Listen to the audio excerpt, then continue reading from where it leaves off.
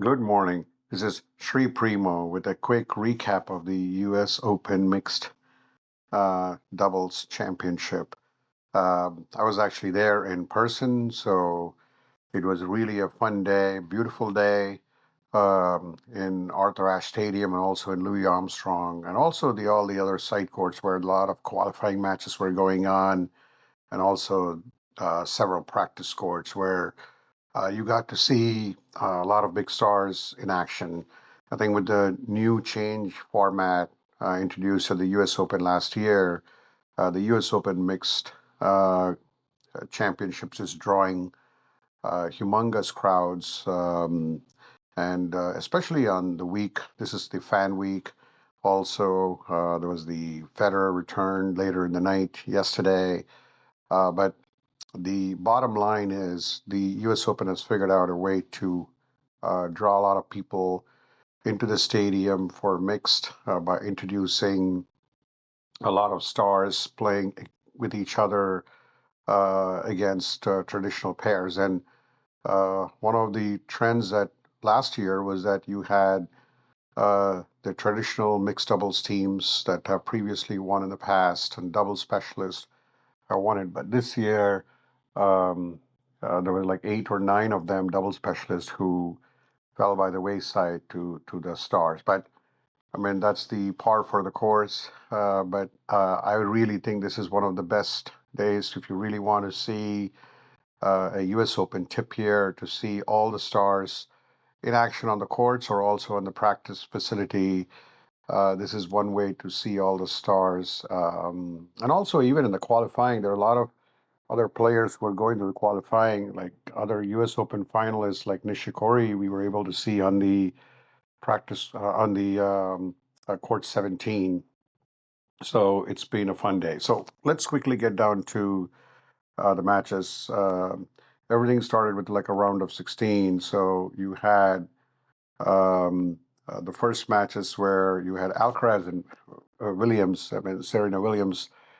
They came back from 1-3 down in the first set and won the against Glasspool and Rotliffe, who are actually won Grand Slam doubles tournaments. I mean, and then the Rublev Andreeva matchup was really good. I mean, we didn't get to see the Vavasori and Irani match because we were at the Arthur Ashe, but we were able to see the match against Diana Schneider and Casper Ruud, which was phenomenal. And then Benchik and Kaboli in the first round, they beat Taylor Townsend, who was a double specialist, and Alexander Zverev.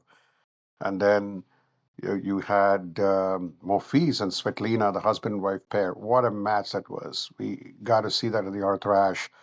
First set was a tiebreaker. Second set, tiebreaker. Third set, tiebreaker, 10-8.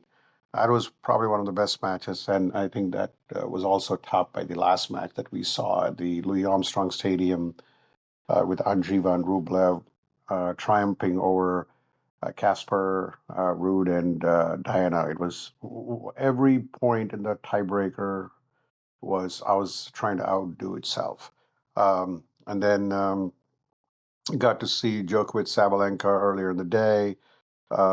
They won the first, lost the second to Patton and Sinikova, who are basically a specialist, and Patton and Sinikova played really well to win against Djokovic and Sabalenka 10-2 in the round. So today we have a lot of great matches. You have Svetlina, Monfils playing in Benchik and Koboli, who got the better of Carlos and Serena in the quarterfinals, and then you got the Muhova Menchik playing against Andreeva and Rublev. And it was, like I said, this was the ticket price have for sure dropped today because you don't see any of the bigger stars, but you still have some excellent players everywhere, all recognizable players who are all singles players, mind you, and they're all in the mixed doubles championship today. So looking forward to that today, 7 p.m. Arthur Ashe with Svetlina Monfils and taking on Benchik Kaboli and Muhova Menchik taking on Andreeva and Rublev. Looking forward to it. And then, of course, at the nightcap, we had to miss, it was Federer coming back, playing against Roddick for a singles match, and then teaming up with McEnroe playing against Agassi and Roddick. Uh, the crowd definitely seemed completely packed. Um, this is a way for U.S. Open to give it back to the fans, and one of the things I would have appreciated is that if they had made that event a free event, especially for the Federer one, um, because that's one way to give back to the fans. But it's just my opinion. But hopefully, someone at the U.S. Open is listening. Thanks again for listening. Have a good rest of the day. Looking forward to the rest of the matches. Looking forward to the draw. Most importantly for the men's and women's. But my initial impression about some of the matches yesterday is that Rublev was playing really well. Alcaraz was very, very spotty. There were still some flashes of Alcaraz. Of course, in a singles, he can hit all those drop shots, but in doubles, he's not able to hit some of those things. But other than that, I thought Serena played wonderful. I mean, she looks in excellent shape. And I feel that the way she was playing, I mean, some of these returns, 100 miles, 150-mile serves, and she was returning back with equal force.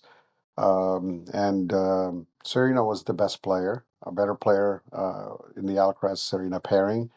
And same thing. I mean, I think they did look a little out of sorts from time to time, but they managed to win the first match, and then the second match, Benchik and Kaboli won it in tiebreaker the first, and then ran away in the second.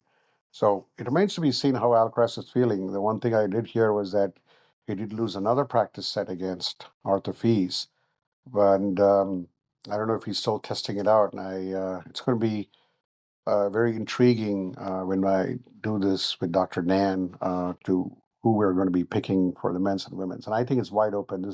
I've never seen the U.S. Open this wide open because there's no center. I don't see Alcaraz winning it all. I would be really shocked if he wins it. I think this was just a test and learn kind of thing for him. I think before the World Championships and also before the Australian Open next year. But and same thing with the women. I mean, I did see Sabalenka practice, and I know Iga Swiatek just lost. I mean, Coco Gauff is up and down. I mean, she's probably the best player right now. I really feel Andreeva has a good chance if she can display the form she's doing right now. So with that, we wrap it up and looking forward to the matches today and the draw.